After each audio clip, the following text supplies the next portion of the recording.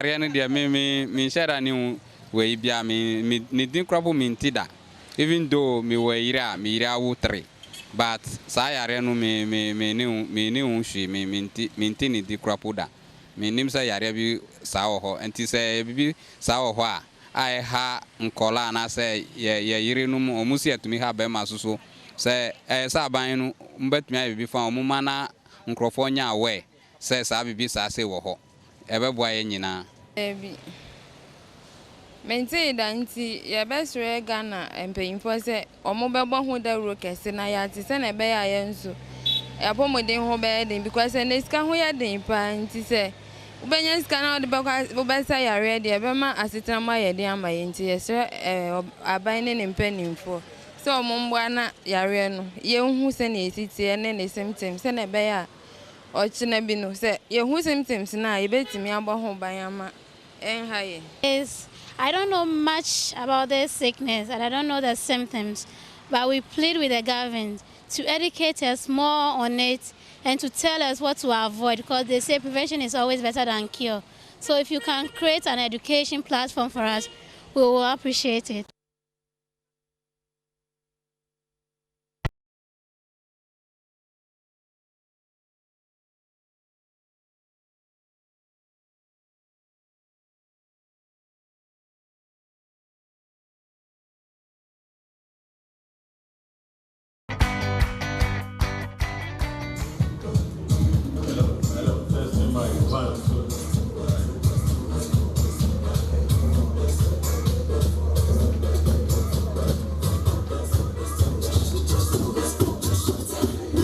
Right, good morning and welcome to another beautiful Saturday right here on Metro TV. My name is Ethel Poplampo and the show is Living Well. Today is going to be another exciting day. We are going to talk about something concerning women, so don't go anywhere. We'll be right back.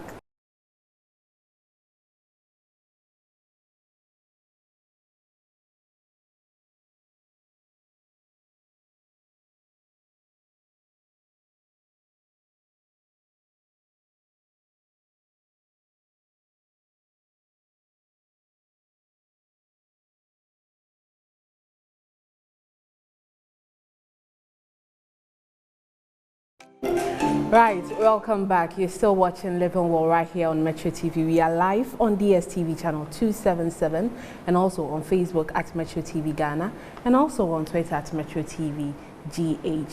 Before we left for the break, I told you today's topic is concerning women, as we've done throughout the month of May. Today we'll be talking about obstetric fistula, and I have two guests, one in studio and one will join us online. So let's introduce the guests. Dr. Chris Opokufo-Ofie graduated in the year 2006 as an obstetrician gynecologist in Cuba with extra training in laparoscopic surgery in obstetrician gynecology. In 2007, he was posted to the Upper West Regional Hospital and served there for more than 8 years. For years, he served in the Center of Clinical Management of Obstetric Emergencies, Advocacy and Training of all categories of health staff in Safe Motherhood. The results he found to be gratifying. Dr. Fofie is currently the head of the Safe Motherhood program at the Ghana Health Service headquarters in Accra. His major interest is in social determinants of health and enjoys music and gardening as hobbies.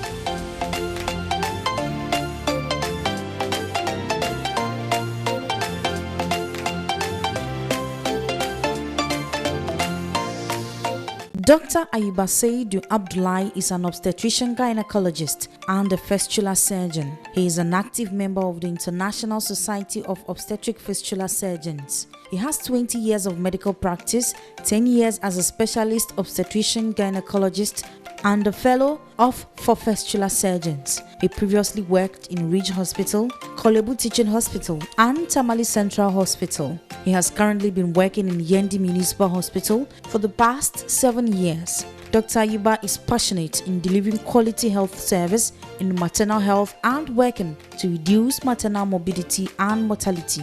He is committed to the elimination of obstetric fistula in Ghana.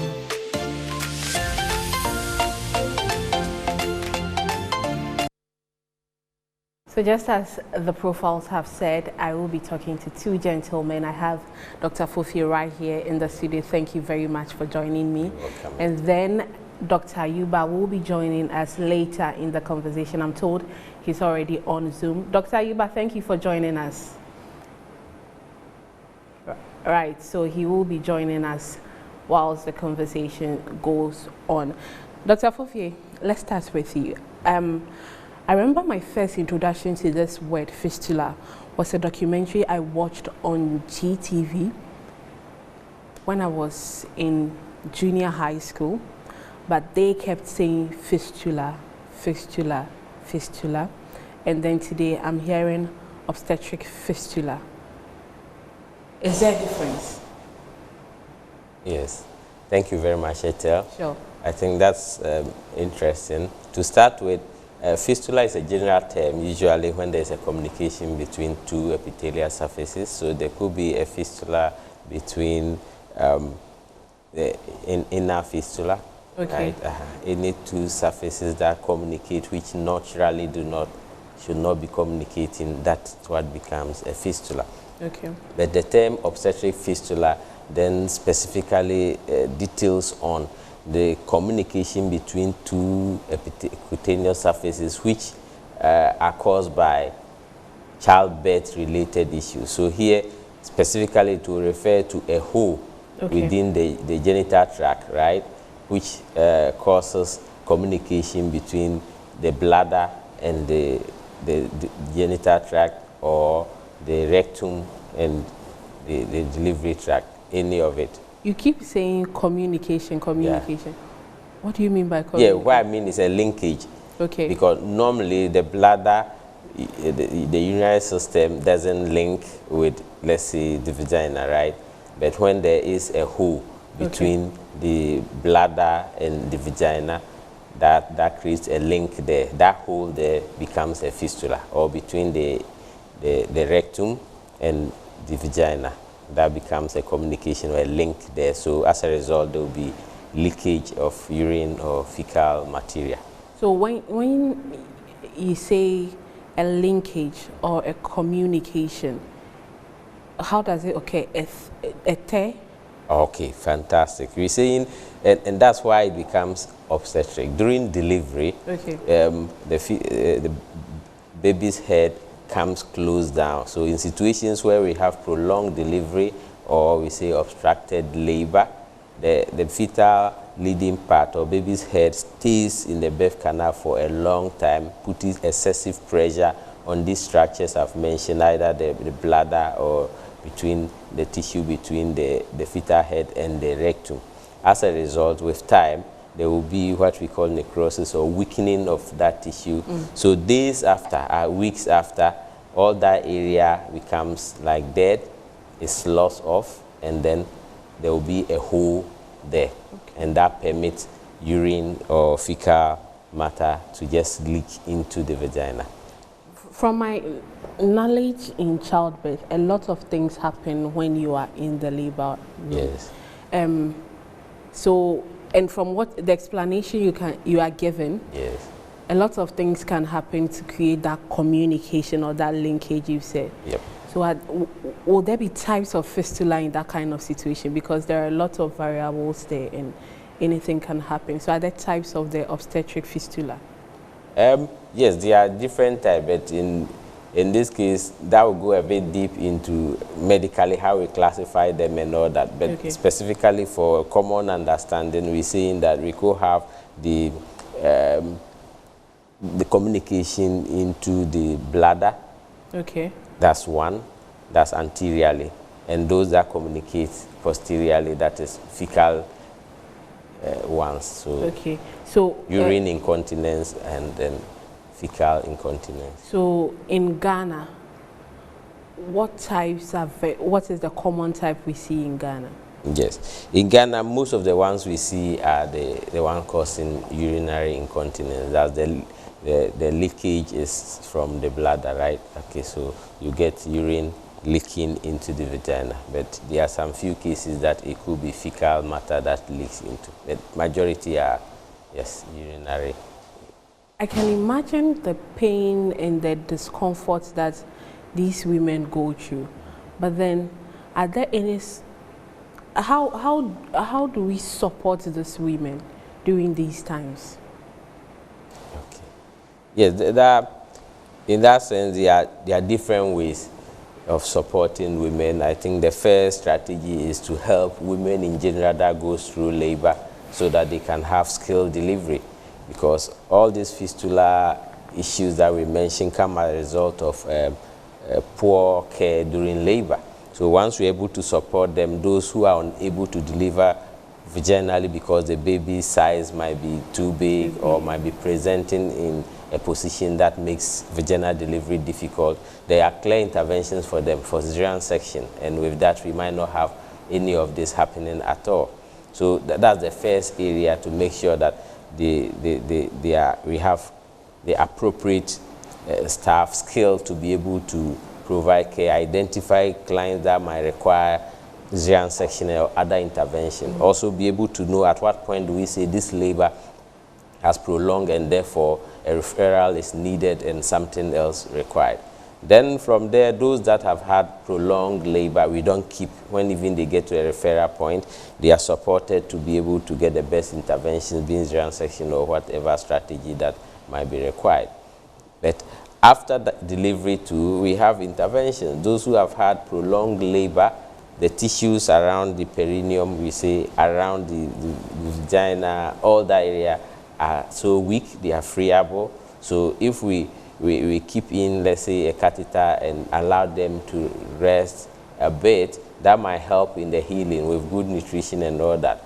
But if all those measures are not put in place, it makes it easy for that dead tissue I'm talking about, the necrosis, to slough off and will create a fistula or a hole in between.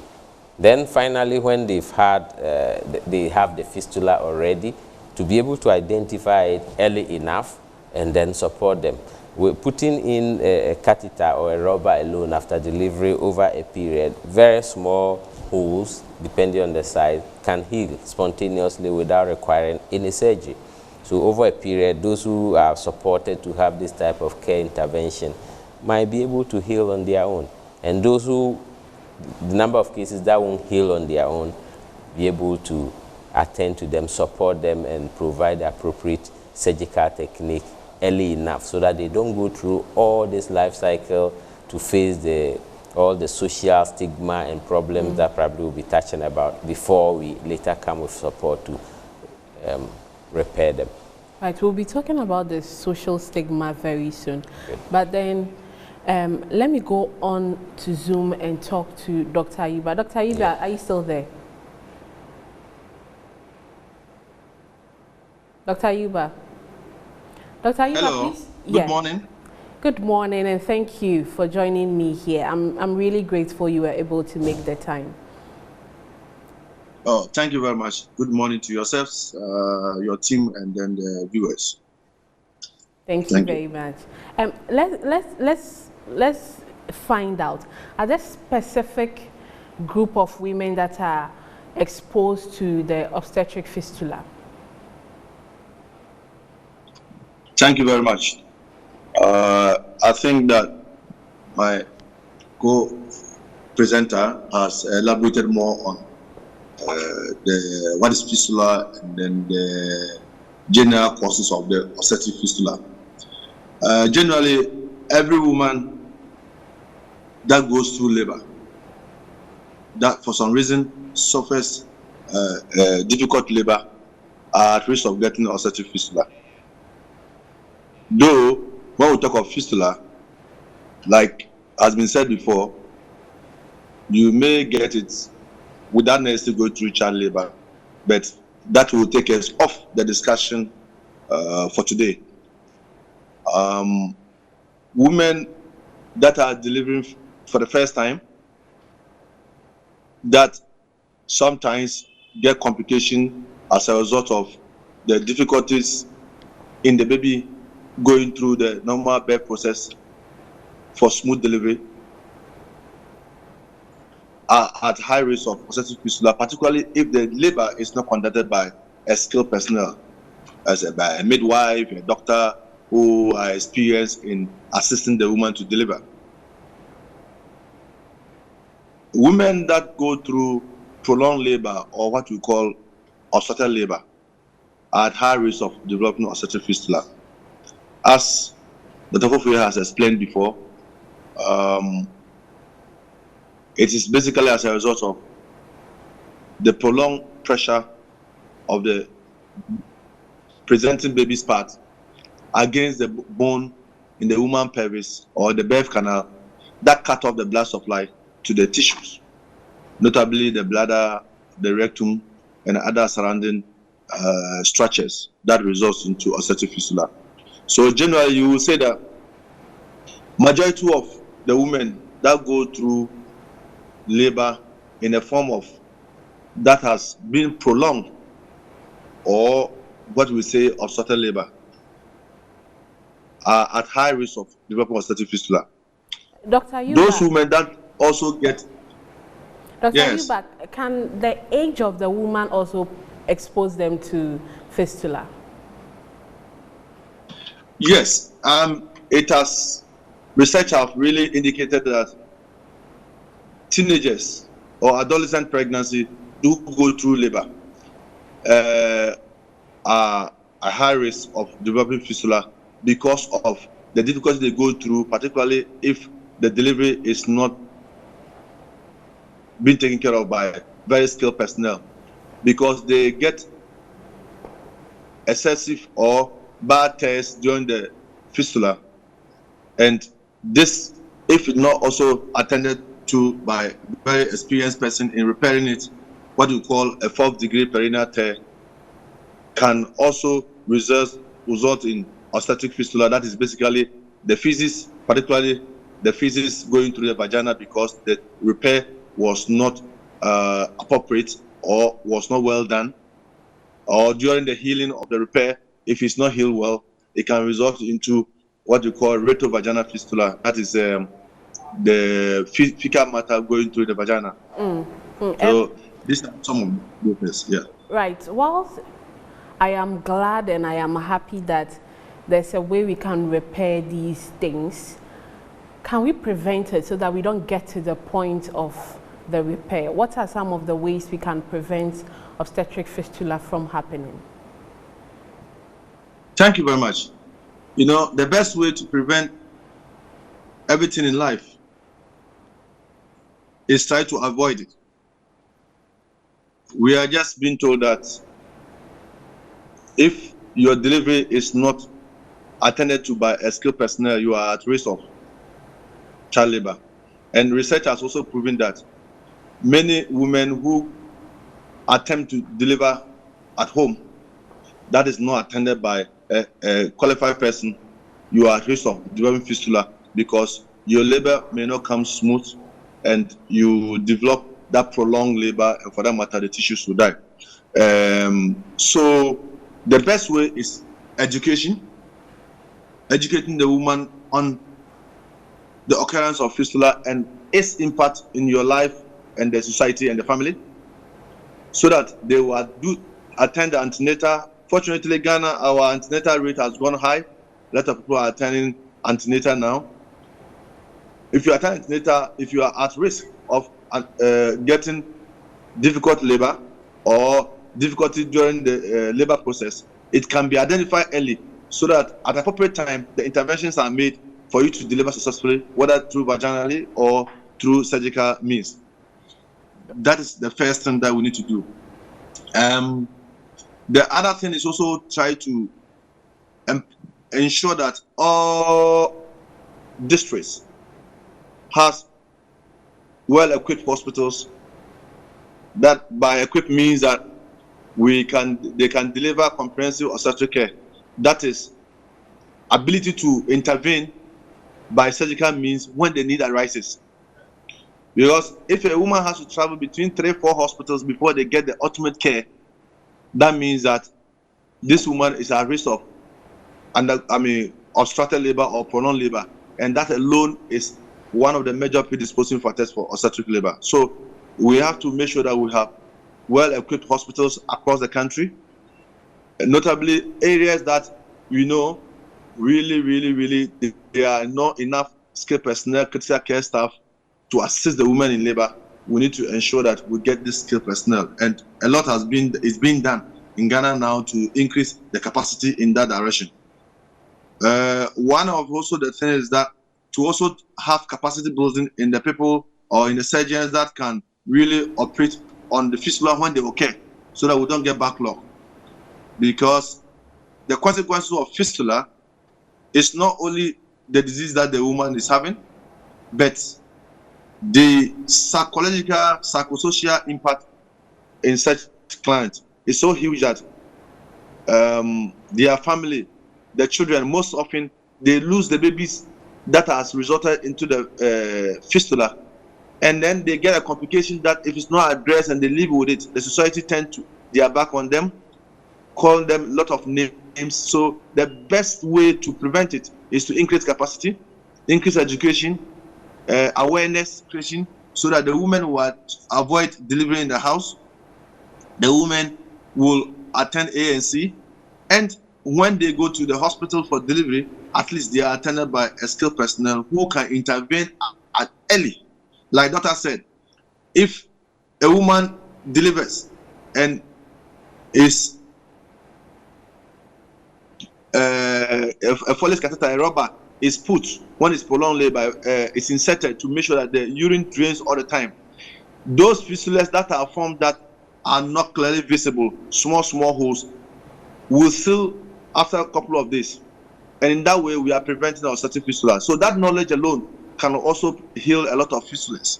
So these are some of the ways that I think we can do as a nation, as individuals, and society to help prevent obstetric fistula, and also even if it occurs, at least we see it early and intervene at the appropriate time.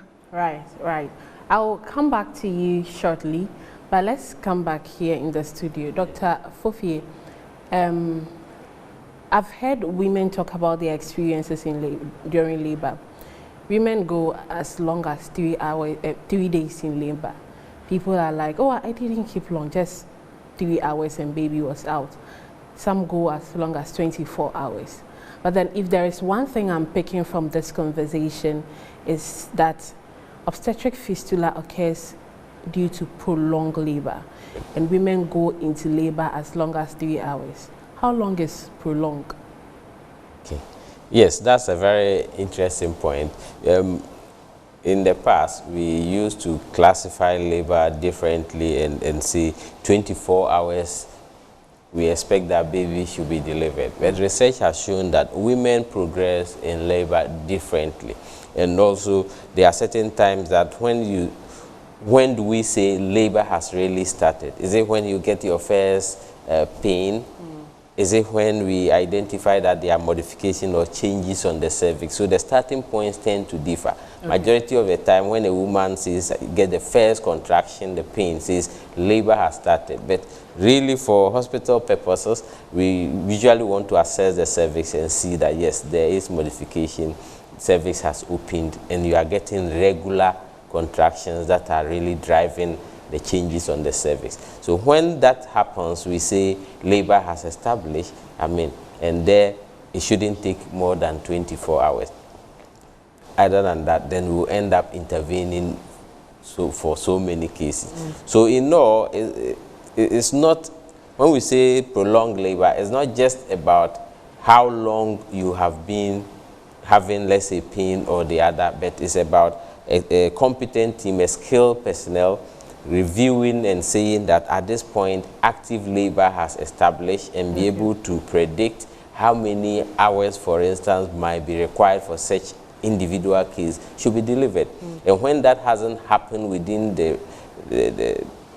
that time frame that we can focus, then it's time to have an intervention. Again, after even using our tool, which is a pathograph, to just map all and say that based on your cervical dilatation or opening of the cervix, we think that 4 hours or 6 hours from now, at most 8 hours from now, you should have delivered it. If we've not gotten there, but there are early signs that the woman is having difficulty, the midwife will be able to know, because there are situations where we getting good contractions, but the fetal head begins to show signs that is swelling.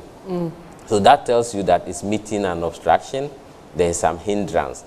And so many other assessments that might not be relevant now. But in short, once you're in the hospital confinement or there's a skilled personnel, will be able to identify, manage the labor appropriately and see when do we need somebody to come in to support. And that way, nobody will stay. When we say obstructed labor, prolonged labor, these are the cases where the labor has gone on. There are visible signs that labor can continue. There is swelling on the fetal head, swelling of the vulva, and still no action has been taken. And that will be tantamount to neglected labor. Okay. And these are the ones that same swelling we're talking about around the vulva happens in the tissues around the perineum, and that is where the necrosis we talk about will come from. So let's go back to obstetric fistula. Yes. We've established what it is. We've spoken about the prevention. Yeah. What causes it? We've established that too. Yes. And I'm picking again from our conversation that it can be repaired. Yes. And from what I'm getting, the repair is surgery, right? Yes. So how long does these surgeries take? How much does it cost, and how long does it take to heal? Okay. Yes, for fistula, I wish Dr. Ayuba will go on this, because he's actively doing that for some time now. Okay, but I can just touch on the surface. So that touch on it, then we go to good. Dr. Ayuba. So we're saying that obstetric fistula is covered by the National Health Insurance. That is good news. Good. So the basic cost of the surgery is covered. However, that is not all. Most of these women are in the hinterlands, and getting them to come from their villages to screen and also have the surgery has a cost implication, which most of them might not have. So without that needed support, many of them won't attempt at all coming to hospital for. So that's where we need to have some interventions for them. Apart from that, as we do after the surgery, they usually will need to stay within the hospital confine for sometime about 2 weeks with catheter in place, and be sure that they are healed before they go back to their villages. That all adds to the cost. So when we say, oh, how much does it cost, it's difficult to, as for the surgical cost, it's possible you walk into the hospital, health insurance picks that, but there is by far more to it than just that element of it. I think that is the major part I want to highlight at this point. Right. Dr. Ayuba, are you there? Yeah. Yeah, so as Dr. Fofie said, you are in the right position to tackle this question. So how expensive is the fistula surgery, and how long does it take to repair? Thank you very much for this important and sensitive question. It's really difficult to estimate the exact cost of obstetric fistula repair because the repair alone, the surgery itself is not the cost. Normally, like doctor said, if the client is insured, coming to the hospital, getting chance to be seen and doing the surgery, really in itself is covered.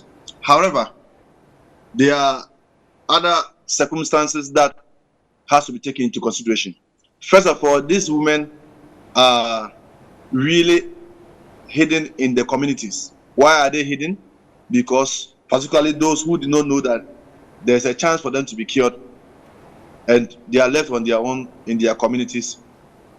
Then some of them have lost their marriage, so they don't have any support from the family. For that matter, transporting themselves from where they are to the needed place for care to happen, they don't have the means to go. And when they go, they don't go alone, they go with a support person from the family.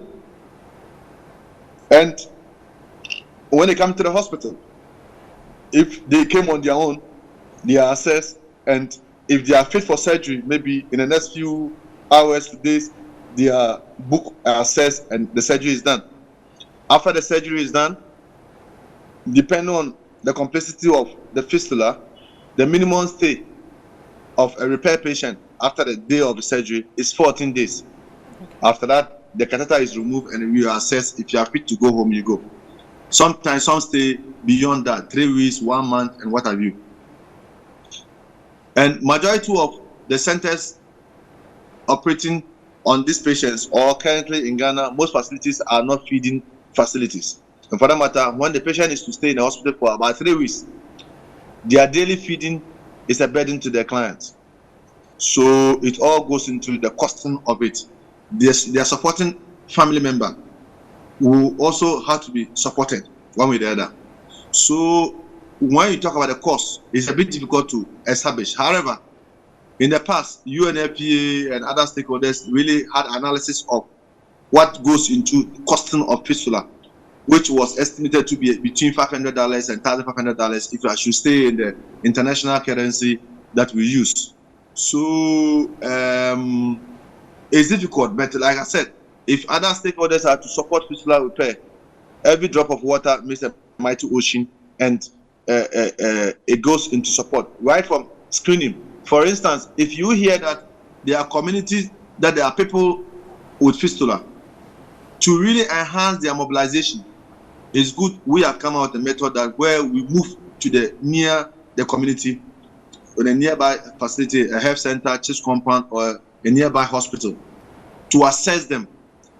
So all of them are gathered, they come with their families, and those who do not even have fistula, when they hear that there's screening going on, when you have something relating to your genital tract, fistula leakages, they come along for screening.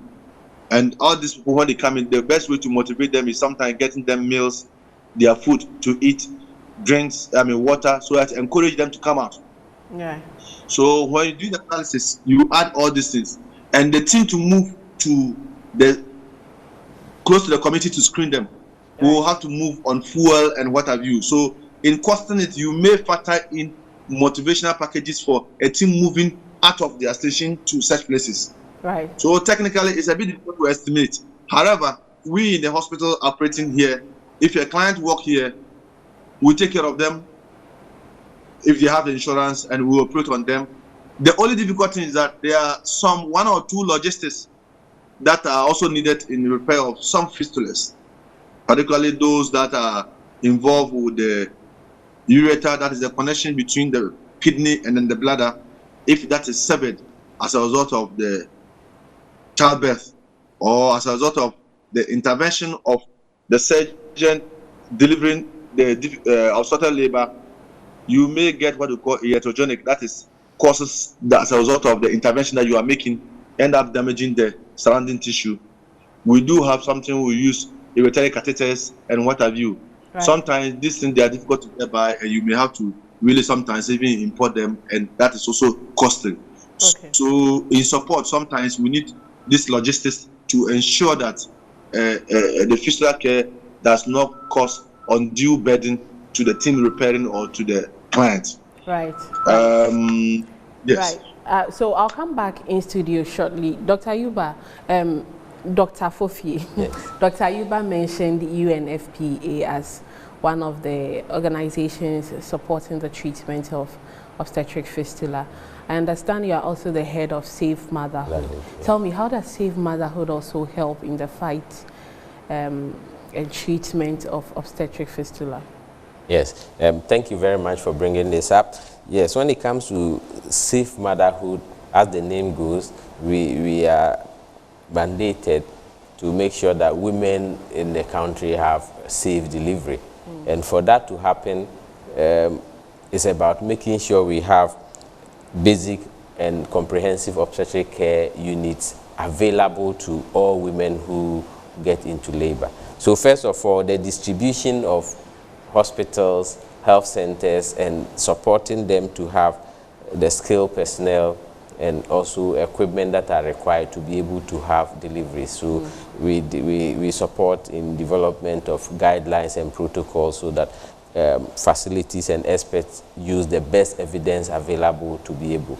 Also advocacy. As we speak, the Ghana Health Service is embarking on what we call the network of practice, where or we're going to have health centers being like model health centers surrounded by all the CHIPS compound and all other facilities, forming a network where they support each other to be able to maximize resources and also improve resources that we find. So it's basically about supporting healthcare delivery so that all women in the country, when they want to deliver, will be able to have, first, good antenatal care, get the right set of information, birth preparedness plan, and when it's time for delivery, be able to have access to safe delivery close to them, not more than 2 hours from where they dwell. Right. So that if there are any complications or problems, be able to make the appropriate linkages, referral systems, and so the networking and making sure deliveries are safe. These are all things that Safe Motherhood is doing, apart from all the support systems, arrangement with fistula specifically, making sure those who have fistula are supported and are treated appropriately. Right. Earlier in our conversation, at the early stages of it, we mentioned briefly social stigmatization. Yes. And as much as I'm not remembering to ask the question again, you can see that it keeps popping up. Yeah. Because Dr. Ayuba mentioned that most women are not able to come out for treatment because of social stigmatization. Tell me, what is that, and how can we solve that situation? Okay. Yes, stigma is linked to obstetric fistula in various ways. To start with, most of the women that would develop obstetric fistula might be in the hinterland, might be resource restrained, and might be traveling longer distances, and all that due to the delays that compound the delay that we talk about that will lead to the obstetric fistula. All right. But when they get the fistula at the end, remember what we see is that they'll be leaking urine, in some cases leaking feces.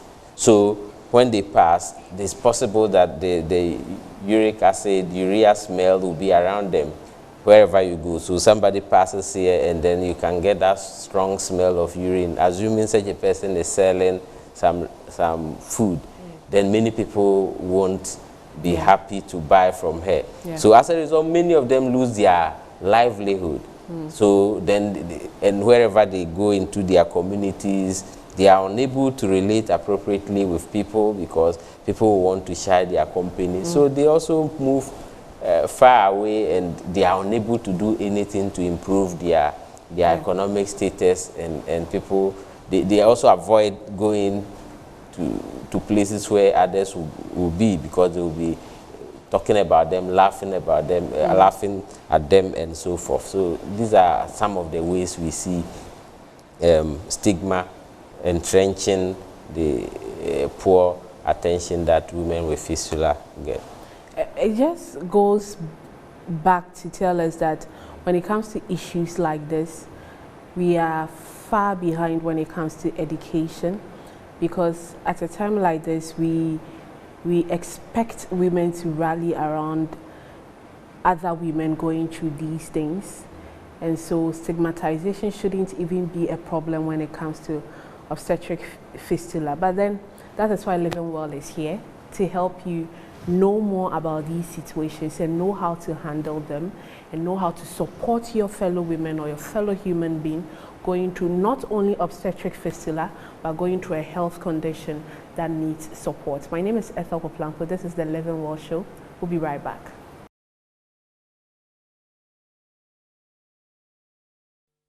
While we make strides, there are still many women suffering in silence, enduring unimaginable pain, isolation, and indignity.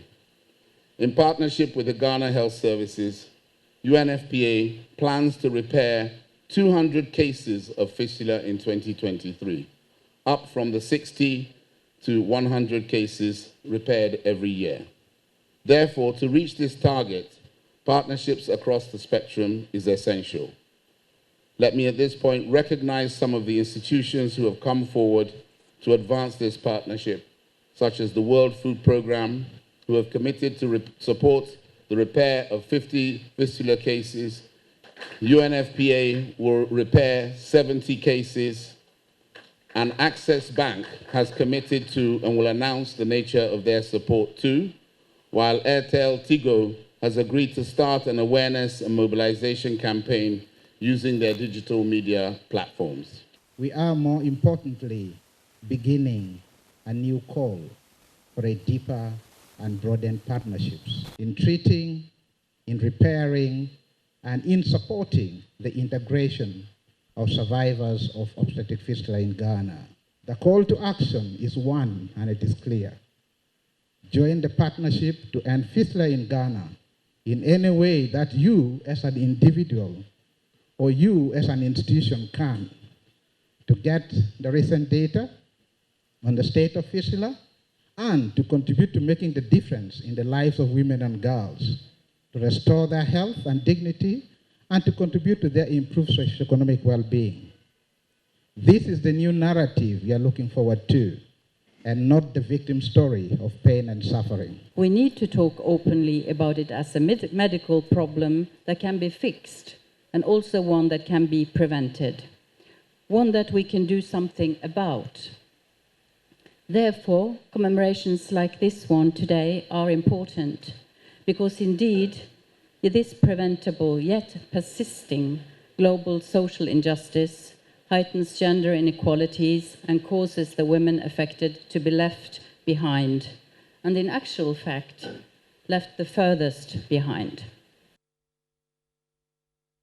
Right, you're still watching Living Well with me, Ethel Poplampo, and what you just saw was excerpts of this year's World Fistula Day celebration, where we saw some stakeholders calling for more partnership in fighting against obstetric fistula. Dr. Fofie, the UN Residence Coordinator, Charles Abani, mentioned some corporate organizations coming on board to support the repair of some fistulas. What's your reaction to that? Yes, my reaction is that is fantastic. It requires further collaboration from all partners and even all citizens. So as we speak now, we'll be happy to have commitment from many more people supporting the cause of fistula and helping in the surgery, so that the huge backlog that we have will be able to clear them and also continue our actions in preventing fistula, so that one day we'll be proud of our country to say that we've kicked out fistula from Ghana. Right, I'll be going to Dr. Ayuba shortly to talk about his experiences with some of these organizations coming on board to help. But on the break, I always say this thing and people think I'm joking, but the conversations we have behind the scenes when we are on the break are very impactful. When we were on break, we were drawing the linkage between child marriage and obstetric fistula. Tell me about it. I want the audience at home to hear. Oh yes, that is one very important linkage, because from the previous discussion we mentioned that early marriages or child marriages and pregnancy and delivery for adolescents takes a different path. I mean, it's much more difficult, and Dr. Ayuba explained the linkage. So in a situation where we allow our adolescent girls to marry so early, the likelihood is that they will get pregnant, and when they go to deliver, then their pelvises and their body is not ready for delivery. So we tend to have difficult deliveries that leads to fistula. So for us to deal with obstetric fistula, one of the very things we have to deal with is reducing child marriages and making sure that we improve care and delivery for the adolescent and for everybody. So that's right. Dr. Ayuba, if you are still on there, tell me, what has been your experience so far with these? You mentioned UNFPA. Dr. Charles Abani also mentioned some societies and corporate organizations helping the fight against fistula. Tell me, what has been your experience so far? Thank you once again. It's been wonderful with the support from stakeholders. The major stakeholder has been UNFPA. I mean, mentioning UNFPA does not mean that we exclude our Ghana Health Services, because the work that Ghana Health Service has put in place has been so enormous. Some of us had the opportunity to be sponsored to Tanzania to learn about obstetric fistula, despite being obstetrician and gynecologist, because the fistula repair, it needs specialized sort of skills to address it. Other organizations, individuals, corporate organizations come in, radios, programs, free time without we paying. The social medias are all there. I have been lucky in the sense that in the past I have had support from the Ghanaian Doctors and Dentists Association of the United States, United Kingdom, that is the UK, in trying to support the identification and repair of obstetric fistula. We started with the pilot, though the COVID came in and it slowed down, but we are still in communication to see other colleagues who are also both clinical people and non-clinical people. When they hear about it, they support us. Right. Sometimes when we repair fistula, some of the clients get post-repair complications like stress, urinary incontinence, because the urethra, let's say the pipe between the bladder and outside where the urine comes become too short that with a sneeze, a cough, or little stress, the urine leaks out, though they may not be having fistula. And sometimes prosthetic material, what we call a sling, it's like a mesh, more or less looking like a mosquito net, well defined, well prepared, cost a lot. One can cost about $1,000. So you have colleagues who are able to secure it and let us have it at a cheaper cost to really seal the repair completely, to make sure that they don't have the post-repair complication of stress incontinence. So we think that though the support is there, the support has to come more and continue, so that as we speak now, we do have clients. We've been told by our last repair team that in their community, there are a lot of women wearing adult diapers, meaning that there is a degree of fistula, either the urine or the fecal matter leaking, and the smell that it goes on, they are hiding because the society has turned their back on them. Yeah. Just like my colleague Dr. Fufi explained, the stigma is so high that they become too depressed that they isolate themselves. And for that matter, they're not able to share their experiences with people in a way that can let them to be introduced to where they can get help. So we need more support. Though the support has been there, we need more to continue so that we can really, as the UN Charter said, that by 2030, we need to end obstetric fistula. Difficult as it may be, we can still achieve this goal by getting all stakeholders on board to ensure that this avoidable complication or just needless complication will not happen, and the women will have their happiness, their smile, and then the dignity that it deserves. Because when we build one woman, we build a whole nation. Remember, we are the cause, we men, we are the cause of it, but we tend to blame the women that they are the cause and it's their fault and what have you. So I think that the education, the media personnel like you will have to always have to be communicating, educating the population, particularly those in the rural sector, in the hinterland, the northern region, the western north areas where accessing healthcare has been difficult. Fortunately, Ghana now, most of roads are being done, and it makes travel difficult. I will cite an example of Yendi and nearby district.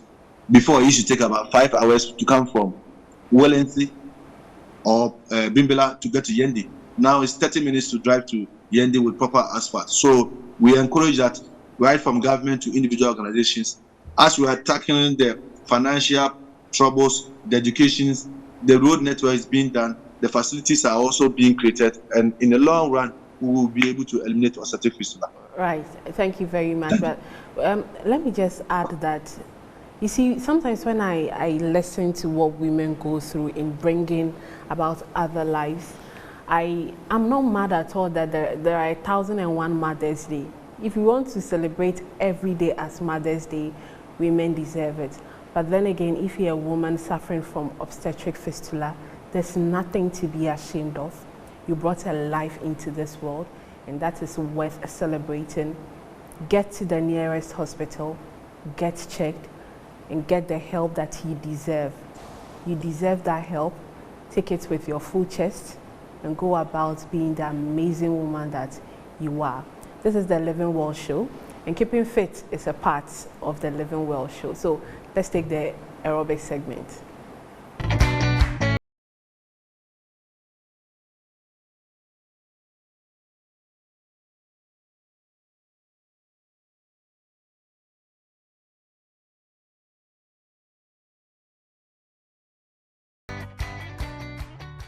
I'm using the dumbbell for the side.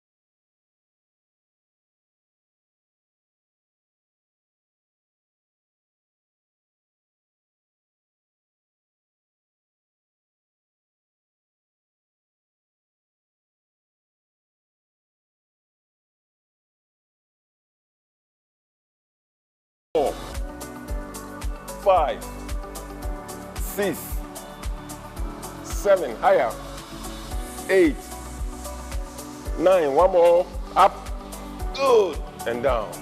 Nice one, nice one. This is the best exercise for halves and tall. You need this with this at the end of exercise every day. Come on, man, you are free to go. Start your meal session, there you go. Ladies, till we meet again.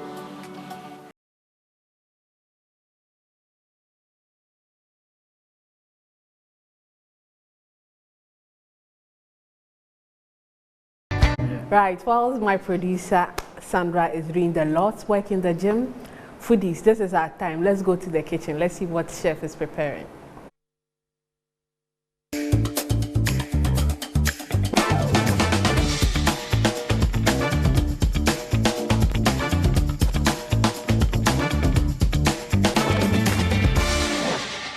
Welcome back to another episode of Living Well Health Show here on Metro TV. My name is Darryl Freeman, the executive chef here at Elisa Hotels at Northridge. Today what we're going to do, we're going to make a nice pan-fried seared salmon fillet on a niçoise salad. So let's get cooking.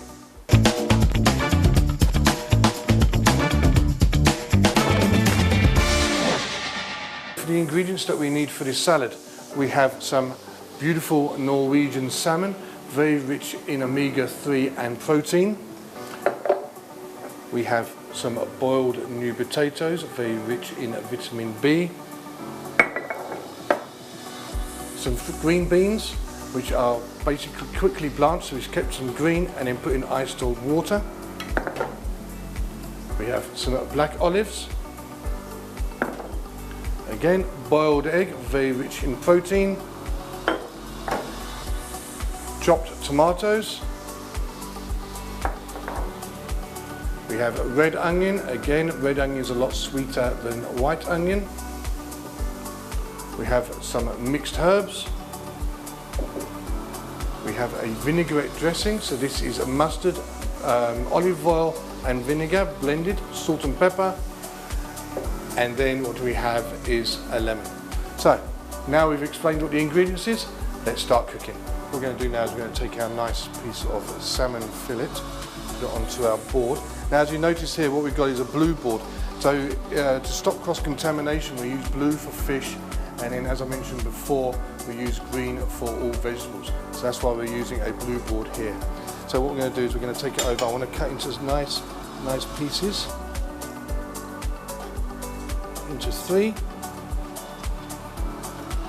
Okay, then what I'm going to do is take some seasoning, season up my fish.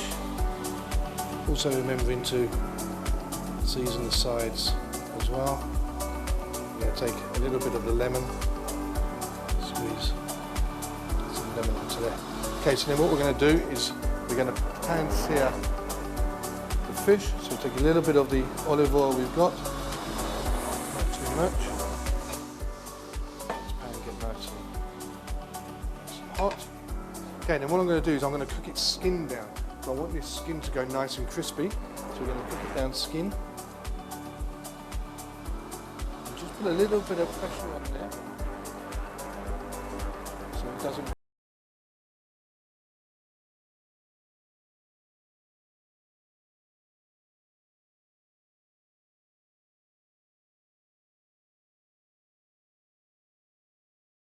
Now what I'm going to do is I'm going to cook it with the skin down, so as I said I want it to go nice and crispy. And then what you can do, you can actually tell when it's actually cooked from the outside. It's got the pink and then it starts going a dull pink. Then once it starts going a dull pink, we'll turn it over, the skin will be nice and crispy. So we're just going to leave that to cook nice and slowly on there. Let's just back up the temperature up to there. What I'm going to do now is I'm going to take our herbs, I'm going to just pick off some of the bits. I just want to use this basil for a bit of garnish. What I'm going to do is chop up these into fine strips. Leave that on the side. I'm going to take my onion. Again, I want to do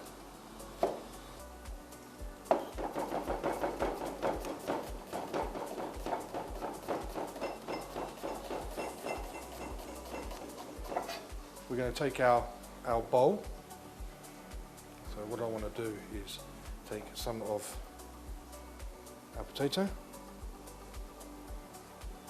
a little bit of the olive oil. What I want to do is take our herbs so I can coat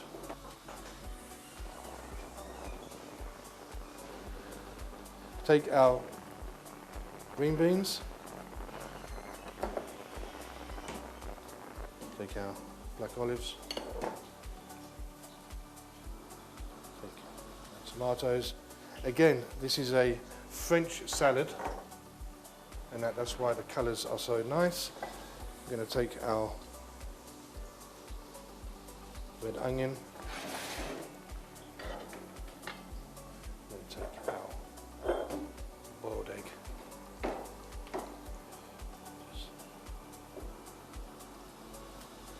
From the centre. Okay. So what we're going to do now is turn this up a little bit more. Now with salmon, you want to cook it pink in the middle. You don't want to overcook it, otherwise you lose all the flavour, you lose the lovely oils out of it, all the goodness. So what we're going to do now is we will start to plate. So we're going to take a little bit of the salad dressing and give that a little nice mix up. And we're going to place it. Yes.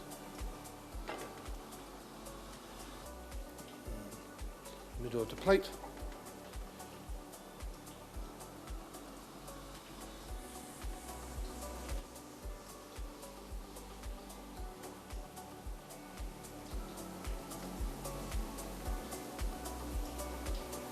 Okay, I'm going to take one of our lovely eggs and place in there and there. Take a little bit of our seasoning. Our fish is ready.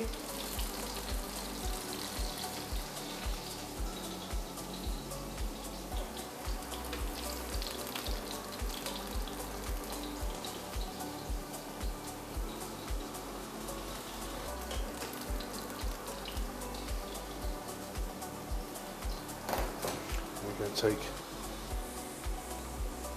basil leaf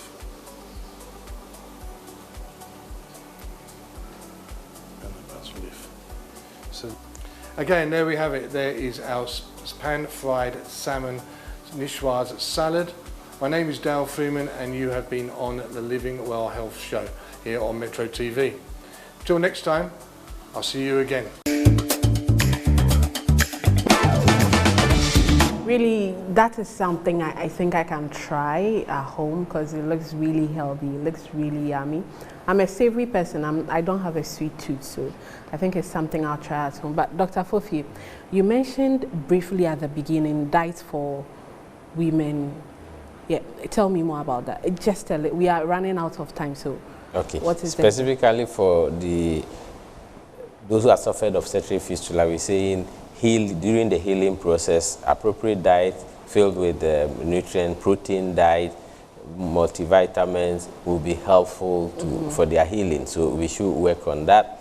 But when you take women in general during pregnancy, delivery, we're saying that they should have the appropriate diet, which is still about normal protein diet or normal diets that is filled with good quantity of protein. They need extra supplement in iron, so iron rich diet will be required, and also supplement in iron in the form of tablet should also go in. We're talking about multivitamin supplement, and also multiple micronutrients are encouraged. All that helps them. So if they eat fresh fruits, vegetables, fish, and all that will go a long way to help. Yeah. Right. So as I mentioned earlier, time is running out.